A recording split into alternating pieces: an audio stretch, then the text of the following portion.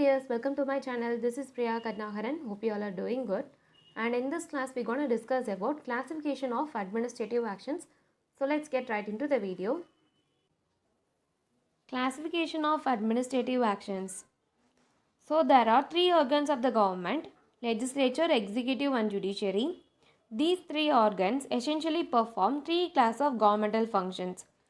They are legislative, executive and judicial. The function of the legislature is to enact the laws, and the executive is to administer the law, and the judiciary is to interpret the law and to declare what the law is. Although the term executive or the administration is employed, there is no implication that the function of the executive are confined exclusively to those of an executive or administrative character. And then administrative action can be classified into three groups. The first one is quasi-legislative, second one is quasi-judicial action, and the third one is purely administrative actions. Quasi-legislative action. Legislature is the lawmaking branch of the state. Though the intention of the constitution makers remains that legislative power should be exercised by those whom it was vested, the same cannot be fructified in the lieu of efficient working of the modern government. Therefore, delegation of power to administrative body is a necessity. When any administrative body exercises the lawmaking power delegated to it, it is known as rule-making action or quasi-legislative action.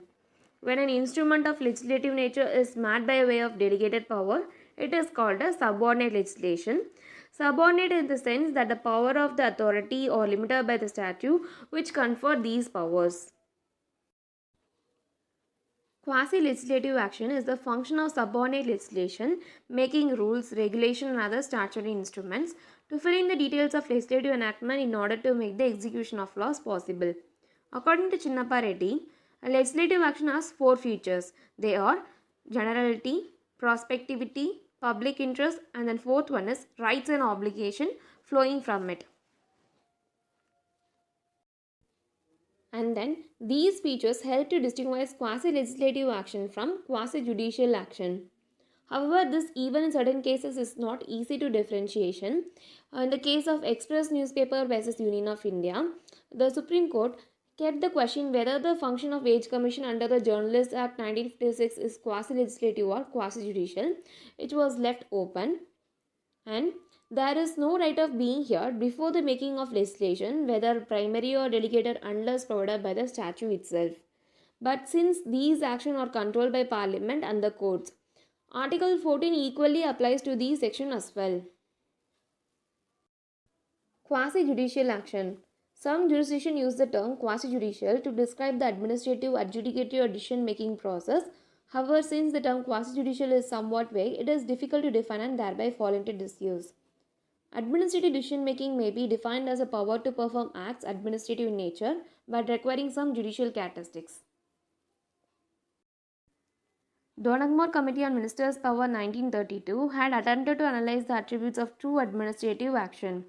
Judicial function, so there are two types, lis and quasi-lis, and then process by Donagmore Committee on Ministers' Powers are: first one is presentation by the both parties, second one is if dispute question of fact, then the both parties need to present the evidence, and third one is if dispute question of law, in that case argument to be made, and fourth one is final decision, that is based on law of land. Quasi-judicial functions, most of the time only first two conditions of Donagmore theory was applied. Case law is Ridge vs. Baldwin. In that, a head constable was terminated from the service as there was such power available with the authority. However, court held that the mere fact of having power cannot sufficient to ignore the facts of right to be heard.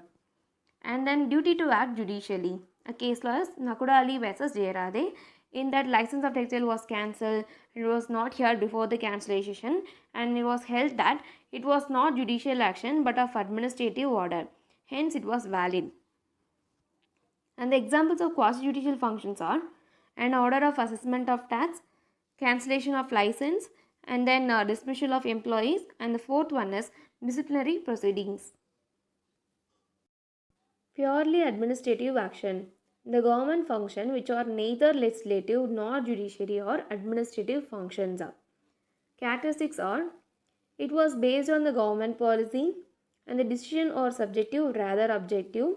The rules of evidence and procedure don't bind administrative authority, and administrative authority can take decision even when there is the absence of statutory power, and then delegation and subdelegation of functions is allowed, and discretionary powers available with the authority, and it was not strictly bound with the principles of natural justice.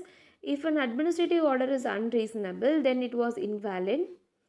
Writ of certiorari and prohibition are not always available against administrative authorities.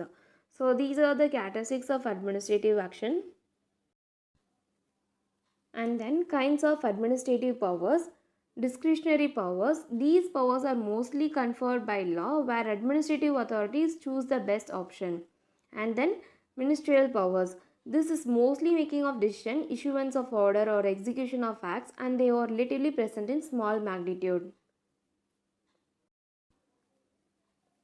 And that's it, dears. Thank you. Hope you all understand the topic that we have discussed in this class. If it was useful, give thumbs up to this video, and most of you have not yet subscribed, so please subscribe to my channel and tap the bell icon. Then only you will get a notification while I'm uploading the other concepts.